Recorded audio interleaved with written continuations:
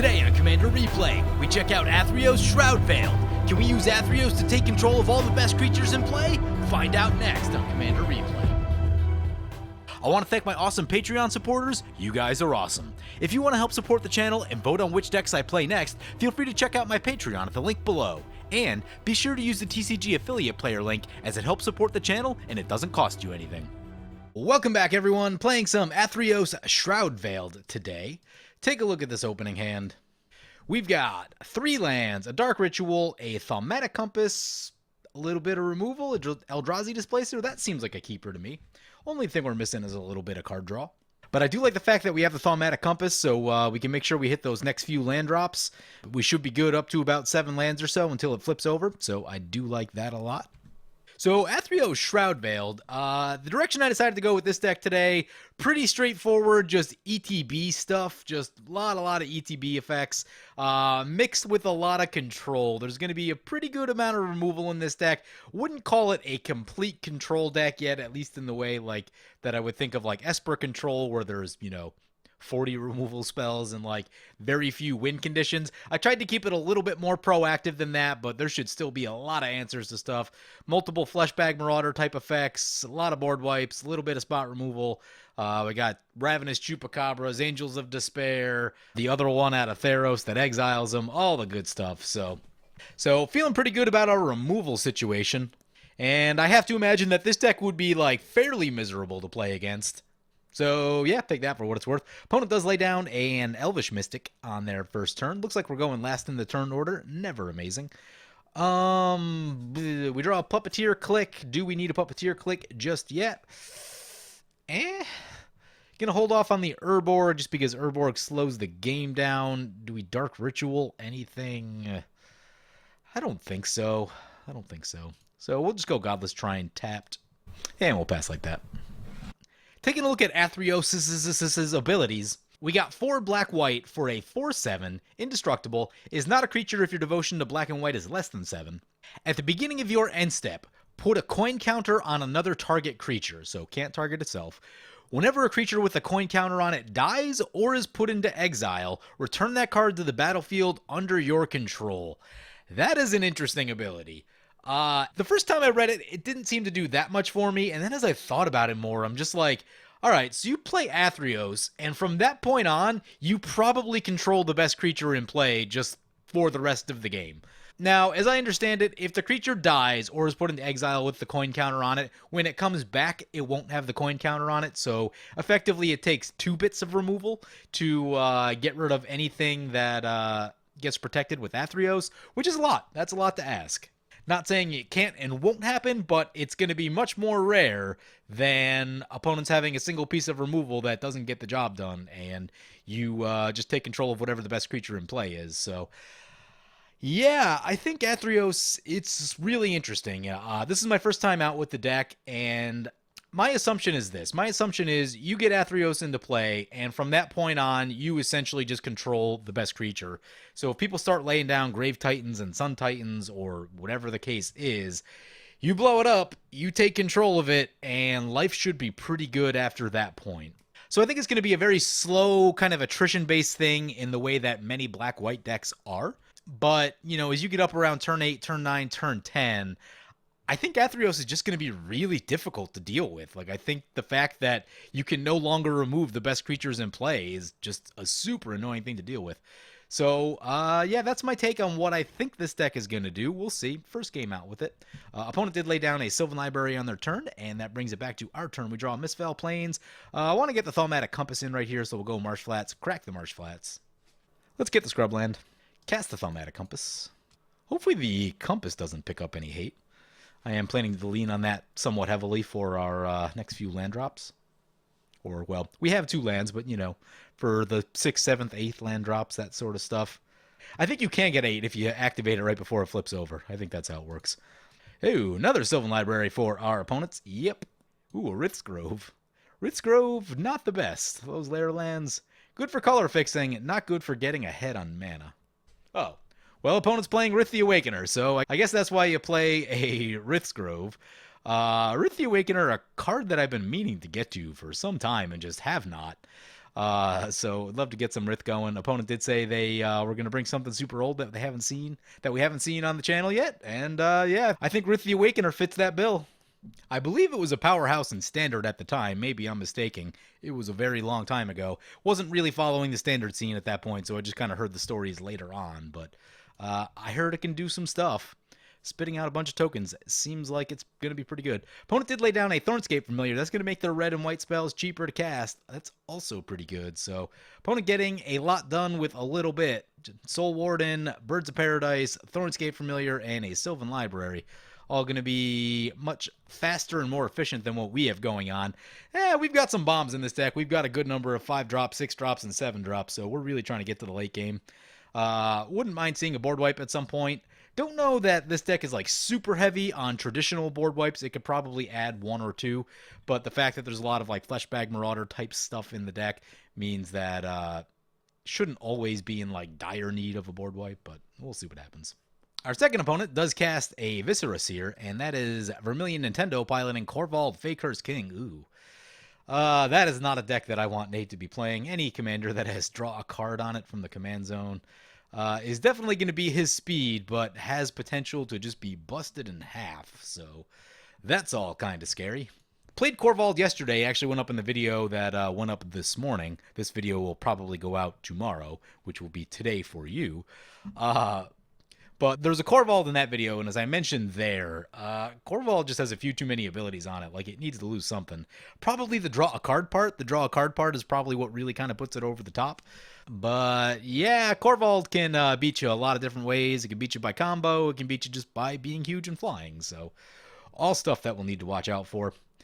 Brings it back to our turn. Opponent plays a Cultivate, and that'll bring it back to our turn. We draw a Ravenous Chupacabra. Oh, what are we doing right here? I guess we're playing the Urborg to slow the game down, since the Misfell Plains does come in tapped. Or we could go for the Fleshbag Marauder. We're only going to hit a bunch of small things, but maybe hitting a bunch of small things is better than nothing. Opponent's playing a Progenitus over there. Fleshbags are good against Progenitus. A lot of tokens. I don't know that we're hitting like a ton with the Fleshbag yet. Yeah, I think it's just time to activate the old compass here. I think if we activate the compass right here, then Dark Ritual should put us into Athreos. That sounds correct. Let's get a Plains since we have the Urborg in play. One thing I've really come to appreciate, I played at Magic Fest Austin, was that about a week ago, and I had so much trouble drawing past my 5th land in any game that I played, and like, that is unusual. I run 37 lands and like 12 ramp with 2 cards that also find lands, so like, more than 50% of my decks is mana production. That's just the way that the math works out. And I could not get past the 5th land, and like most of the games that I played, was dying for a Thaumatic Compass. Thaumatic Compass has the ability to make a bad hand into a good hand, because you can keep something that's very land light and just use the compass a bunch of times to get those 4th, 5th, 6th lands, and really kind of turn your situation around. Even more relevant if you had to mulligan. So it is a very good card, and, you know, sometimes it hurts because you don't want to eat a deck slot for it. You want to put in something big and sexy, but statistically, the thing that gets you lands is probably more likely to win you the game than whatever big splashy spell you're trying to jam in the deck and skimp on mana and mana production. So, yeah, I was definitely in the my kingdom for a Thaumatic Compass for most of Magic Fest Austin, which was super annoying, but ended up picking up a few wins here and there with the ticketed matches anyway, so, you know, it all worked out, but whew, lands were tough to come by. Anyway, opponent lays down a Parallel Lives. Yeah, token deck, makes sense. They're going to do a little bit of attacking, Thornscape our way, and Soul Warden over to the Progenitus, sure. Opponent's going to make another Kobold token. Yeah, a lot of token stuff happening. Tokens, very good against our Fleshbag Marauders. Fleshbag Marauder, not so effective. Opponent's going to use the token to scry one. All right, so trying to fix them draws a little bit. Looking for something. Sacrifices both tokens to scry. I'd imagine that's like trying to find land or ramp. Oh, that's a Birthing Pod. What do we have for that? Nothing? We have nothing for a Birthing Pod? That's unfortunate. I guess we can Fleshbag Marauder everything to death, which is probably what we're going to have to do. Opponent sacrifices their Elvish Mystic. Yep. Gets a Dockside Extortionist. That's nasty. Gets themselves, looks like 4 treasure tokens. A lot of mana for next turn. They're just going to use it all right here. Why not? And they're going to get themselves a Korvold. Soul Warden will trigger. So opponent sacrifices the Dockside Extortionist. We have the Ravenous Chupacabra. Might have to think about that. See if Progenitus has a board wipe. This is a prime time to lay one down if they've got it. Nope. Gonna go for a Wayward Swordtooth. Wayward Swordtooth is reasonable for our Fleshbag Marauder, and also reasonable to get back with the Puppeteer click. Things to think about. Opponent gets a bunch of extra lands. That's a Strionic Resonator, you say. It would take 4 mana to Strionic Resonator, 7 to Fleshbag Marauder twice. I don't think we're going to be on 7 mana. We are on 6 mana. Okay. That being the case, I think it's just Chupacabra on Korvold. Soul Warden will trigger, shoot the Korvold. And they'll sack it to scry one. If nothing else, we can at least run up the cost on Korvold. Sylvan Library trigger for our opponent. Here comes Rith the Awakener. Yeah. Our final opponent, by the way, is Champion of Thune piloting Progenitus.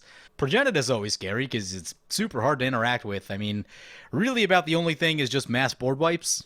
And you hope you don't need to use a Toxic Deluge because it's going to be a lot of life loss. But yeah, it can beat you.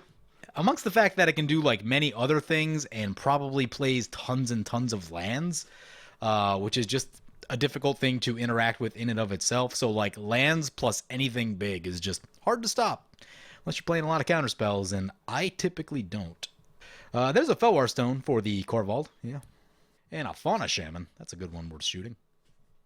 Soul Warden coming in. Gonna Birthing Pod. Eats the Fauna Shaman. Gets a Ramanop Excavator. Yup. Plays a land from the graveyard. Oh, the value. I think this turn we're gonna need to get Athreos into play, and like just hitting the Raman. Well, he could sack in response to the Athreos trigger. Would he? I don't know. I guess on the other hand, maybe Wayward Swordtooth is a better call in that regard. We'll see. But I have a feeling things are going to get like not amazing if that Birthing Pod continues to stick around. Oh, that's an Hour of Promise. Opponent's going to get 2 lands, any lands, put them onto the battlefield tapped. And if they're deserts, they get to make zombies. Yeah, they get a Field of the Dead and a Cabal Coffers. Okay. Field of the Dead. Gonna shut down the effectiveness of that Fleshbag Marauder once again. A thing that we could do is Puppeteer click on Dockside Extortionist. Does that net us any mana? It would be mana neutral. It's not the worst thing I've ever heard of. We draw a Knight of the White Orchid. Definitely going to get some triggers off of that. A lot of things I want to do. Only so many that I can. Oh, you want to... we don't have any colorless mana. We need colorless mana. When we get colorless mana, we could blink the Dockside Extortionist. Okay, so we might wait on that, try to find a colorless land at some point. I think with that being the case, I think we just need to get Athreos this turn. Like, we just want Athreos in play. So, Dark Ritual, Athreos. Play the Mistveil Plains. That'll come in tapped. And then we'll pass the turn. Gonna Athreos on the Wayward Swordtooth because the Ramanop may get sacrificed in response to the trigger, which would be like not amazing. On the other hand, that means they wouldn't have it, so maybe we should have gone with it. I don't know. There's a thing we can do. So for next turn, we can Puppeteer click, get the Dockside. Dockside will come in, make some treasures. Then at the end step, use the Athreos ability on the Dockside before it gets exiled, and then it'll come back. And that seems pretty solid. There's a Painter's Servant. Oh, okay. That's probably not full combo. That's just probably a matter of, like, Rith wants things to be green. Feel Magic Online slowing down after that one resolved. They changed it to red. Okay, they can choose the color, so they want things to be red. Soul Warden will trigger. Rith gonna swing our way. Seems uncalled for. Maybe it's because we have no open mana. Rith's gonna get a trigger, and opponent's got the mana to activate it. Notably, this Rith ability also counts opponent's stuff. So we're going to be in the like board wipe or bust territory right here. Yeah, that's a lot of tokens. Opponent's also going to gain a lot of life. Oh my. That's a lot of tokens. Well, it's going to have to be a board wipe. Also, the tokens were doubled off of the parallel lives. Magic Online are really having some trouble right now. We're just kind of stuck. The counter's not actually... Oh, and the game crashed. Yep. Well, there that is. Welcome back, everyone. Playing Athreos Shroud today. So game one with Athreos crashed. Don't know if that one will show or not. We'll see how that goes, but we're back at it again. This will be game number 2 for me. In the first game, I was last in the turn order. Things were looking a bit slow. If we were able to hang in there, it was going to start to get pretty good, but it's not an early game deck. It's definitely a late game deck, and having this Kaya's Wrath on our opener is going to go a very long way in making sure we get to the late game. So we're second in the turn order this time, a much better place to be. Do we go Myriad Landscape first? That's a question. I think we do. I'll probably go for the Grim Monolith. No, maybe we should get the colored mana. We'll just go for the Myriad Landscape. Seems right. Tap land first. We'll have to deal with it coming in tapped at some point along the way, and that's always kind of annoying. Ooh, Mana Vault for the Naban opponent. In the last game, we were having trouble getting to the later game just because there were no board wipes in the opener, so it may be a thing that this deck just needs to have a board wipe in the opener. It was a lot of token-based stuff running around, and we had a Fleshbag Marauder, not super helpful against a lot of tokens and mana dorks and things like that. Anyway, it brings it back to our turn. Let us get this Plains, and then we'll cast the Grim Monolith. And next turn, we'll probably think about the Knight of the White Orchid. Potentially also think about Athreos if we catch a black. We will need someone to get ahead on lands, I guess. Potentially the Rith. They do have some green. Korvold's also got some green. It's not out of the question that someone could be on 4 lands by our next turn, but I guess if they aren't, then Knight of the White Orchid isn't looking quite as good. But yeah, the way I have this deck built right now, it is just a big ETB deck. A lot of strong ETB stuff. We got this Ashen Rider, Angel of Serenity, Chupacabra, Knight of the White Orchid. You guys see what's going on. So the plan is really just ETB value, pretty good amount of removal. Wouldn't call it a control deck just yet, but it definitely has a controlling feel to it. Probably needs another board wipe or two, as I'm finding out, since the deck itself is a bit slow, and you do need to force the game to go late, and board wipes are generally the best way to do that. There's a Tendershoot Dryad for opponent. That's the thing that gets out of hand real quickly. There's an Utter End. I mean, I don't want to use the Grim Monolith to Utter End the Tendershoot Dryad. I guess we just let that go for a minute. We do have the Kaya's Wrath, so I think that's what we're going to be doing. Play the Reflecting Pool. Hopefully someone ramps along the way here. We may just crack the Myriad Landscape and wait till later on the Knight of the White Orchid. That's a thing that I could see happening. But yeah, as I talked about in the first video, the first time I read Athreos, it didn't blow me away with power, especially compared to what the other one does. But as I thought about it more, I mean, I think its ability to just like completely control the late game is going to be really annoying. It's going to be a difficult thing, and especially that it's out of the command zone, and they're just, these gods are difficult to deal with because they're not a creature most of the time. Which means you need Enchantment Exile, which most decks have like 1 or 2 cards that do that. So you need some really specific stuff to get these type of gods out of play. Tendershoot Dryad continuing to trigger. Naban coming into play. Yep. Ooh, Nate kept a 1-lander. Opponent on 4 lands. Still not great for Knight of the White Orchid. Verdant Embrace. Creature gets +3/+3 at the beginning of your upkeep. It's going to make even more Saproling. Time to crack the Myriad Landscape. We'll get 2 swamps right here. Do need some black mana. Oh yeah, there's a little bit of damage happening over there. I think we have enough time to go Athreos first and then board wipe. We're going to be taking a little bit right here. Opponent spreading the damage around a bit. So a little bit of damage happens. Tendershoot making more tokens. Ooh, that's an Elspeth that conquers death. Exile target permanent and opponent controls a converted mana cost 3 or greater. Yeah, I want to try to get Athreos first. Hopefully this doesn't bite us. So Athreos into play.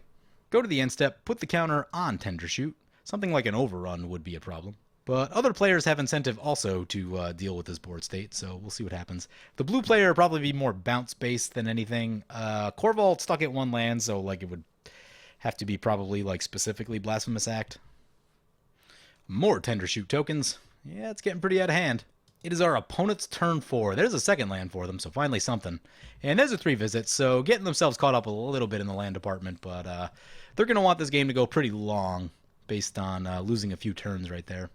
All right, so we just need to not die right here, and then also hope that there's no heroic intervention on the backside. Here comes Rith the Redeemed. Yep, that's a card.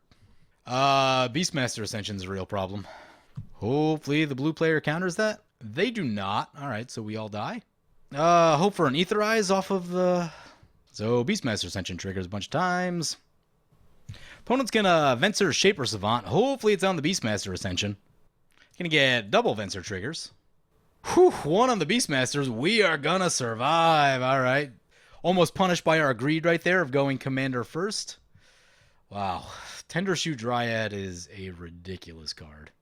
So some damage happens. We survive a 21. Not too bad, all things considered. Considering we're on the brink of death right there. Beastmaster Ascension coming back to play.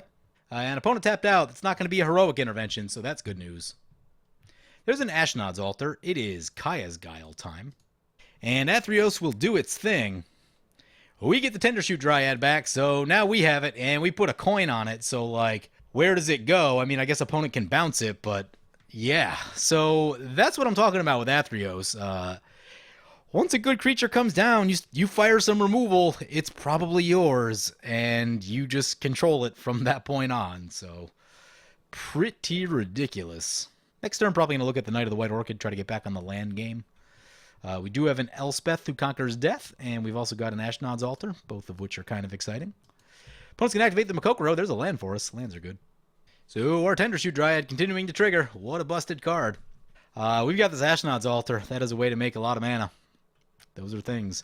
Here comes a Felwar Stone for Nate. We should take a look at what our opponents are playing today, by the way. We've got Cadis piloting Naban, Dean of Iteration. We've talked about it a little bit.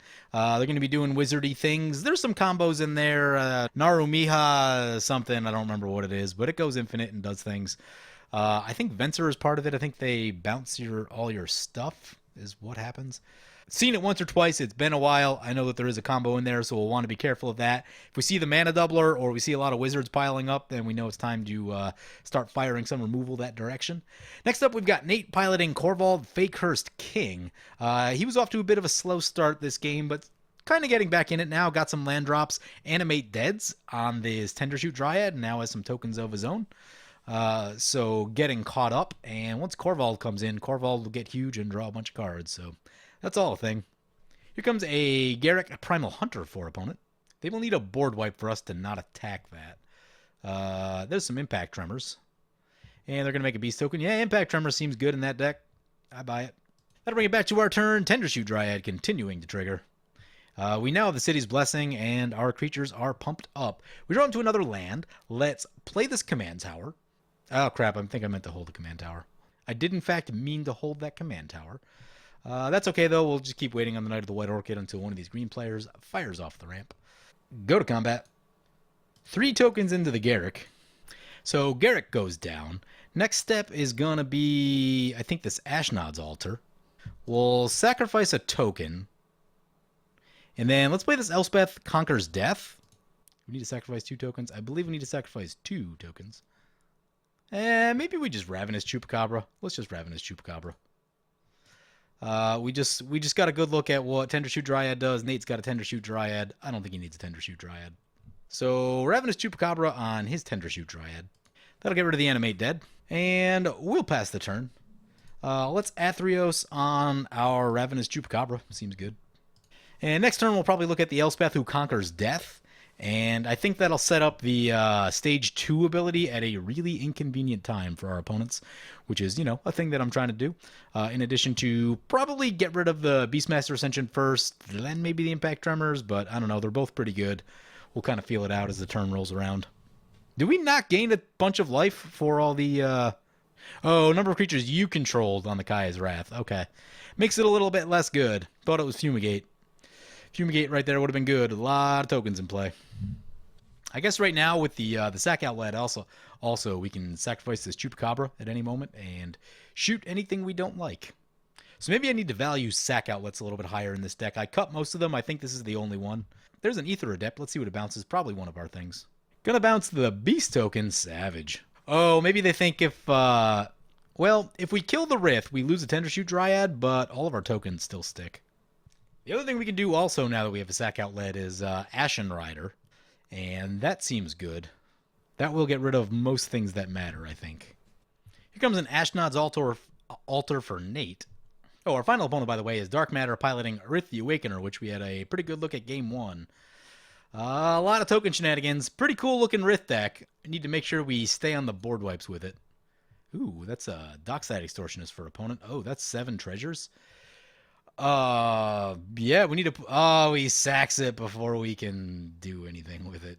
That makes me sad. Wanted to steal that thing. Here's a Deluge X2. That's a thing. I guess that happens. So Athreos will return the 2 creatures. This is not a May, correct? Enters the battlefield, destroy target creature an opponent controls. Okay, it doesn't blow up our stuff. It's good news. And Tender Shoot is back. We won't have nearly the mana to be able to sacrifice off the tokens like we would have beforehand. Here's a Fleshbag Marauder. Okay, okay. Sacrifice the Ravenous Chupacabra. So Nate getting a little bit done right there. We still got the Tender Shoot, but it clears out all of our tokens, so we can't just go wild. We do get 1 token right here. I think we get 1 more on our turn. And I'll probably attack and then feed those into mana. Here comes Rith the Awakener. Okay. Impact Tremors will trigger. Oh, that's a black market. What? Yeah, we need to get that into play. So play the Plains. Do some attacking. Get this black market into play. Oh, we've only got 1 white mana. Oh, that makes me sad. The sadness. This takes double white. Yeah, I could have planned that better with the tokens and the sacking. Whoops. Whoops, whoops, whoops. Well, guess we go to the end step then and just put another counter on this Tender Shoot Dryad. Hope we don't get crushed by Rith this turn. Here comes Naban. Back to play. More Tender Shoot triggers for us. Here's Korvold. Yep. Can sacrifice a permanent. Sacks a treasure. Draws a card. Sacrifices a fetch. Draws another card. Korvold gets bigger. Korvold just sacking a bunch of stuff, sacking all the treasures. Yeah, that makes Korvold huge. He draws a bunch of cards. There's a Loyal Apprentice. Oh boy. That makes Thopters. More things he can sacrifice. Makes a Thopter. Another Tender Shoot token for us. A lot of green permanents in play. Beastmaster Ascension is going to get a counter on it. Yep. I'm probably actually going to sack a few of these Saprolings just so we don't take more damage off of the Impact Tremors. We might get rid of a couple. Naban not interested in this party, so gonna play the Venser again. Probably bounce the Rith. Yep, 1 target on Venser and 1... Okay, 1 on the Impact Tremors. That being the case, I'll probably just let it hit then. Well, I'm still planning to sack a token or 2 just so we can get like a few counters on the black mark. I don't know. Timing that. Maybe we want the maximum colorless mana. We could use some black mana, though, too. So Impact Tremors gets bounced, as does the Venser. No blocks for us. Rith trigger. Oops, I think I okayed the Rith trigger. Opponent paying for it. Yep. Ooh, they get 9 tokens. That's a lot. Beastmaster Ascension still in play. Gonna need to get rid of that. So I'm going to Ashnod's Altar 1 token just to get a little bit of extra black mana right here. Yeah, that would have been most of our life, actually, if the Impact Tremor stuck. But would have been most of the life of the other players as well. How do we deal with a big token army, honestly? Here comes Xenagos the Reveler into play. Opponent can make a lot of mana. That's the thing that they can do. Yep, gonna do that. Probably cough out the rest of their hand. Ashling's Prerogative. Each creature with converted mana cost of the chosen value has haste. Each creature without it comes in tapped. Here's one you don't see as much of. Warp World. Uh-oh. Warp World is good in the token deck. At least we have a decent number of permanents in play. Nate's gonna crop rotate. I mean, we should get some ETBs. That's a thing that should happen right here. We get some lands. Ooh, a Conjurer's Closet, a Harvester of Souls, and a Sun Titan. Our hand stays the same. Oh, we just hit a Perforos. We're going to die. Unless... Yeah, no, we can't stop those Perforos triggers. We have a Gift of Immortality. That's fun. Put that on the Sun Titan, I guess. Yeah, that's 1, 2, 3, 4, 5, 6 Perforos triggers. I think we survive at 1. We get a Sun Titan trigger. Put all the cards on the bottom of your library. We caught an Ancient Tomb in there, which we are not going to be able to use after all of this. So Sun Titan, Gaddock the Wizened, Dowsing Dagger, Kalani Garden. Why can't I cast the Utter End? Because Dragon Lord Dromoka, and now we die. Yep, and there's the additional 2 Perforos damage that will kill us. And we die. Cool. Kata scoops it. Yeah, with Perforos and like 3. Just isn't that much you can do. Friggin' Warp World. So the big problem was that we went for the black market. If I had gone for something else, like more removal based, if I had gone for the Ashen Rider right there, then we could stop a lot of that from happening. So that was just a case of misplay into a strong deck that, you know, had good stuff, had a good hand. Black white is like not my strong suit. It tends to either be a very slow color or a very combo based color, and it's just like not my game. So like we almost died to being greedy with our commander and the Kayas. On the other hand, having the Tendershoot Dryad all game was like really powerful, but going for the black market right there messed us up pretty good. If we got one more thing into play, that would have saved us a lot of trouble. So yeah, that's kind of what happened. Anyway, hope you guys enjoyed the video. As always, feel free to comment, like, or subscribe. Thank you for watching.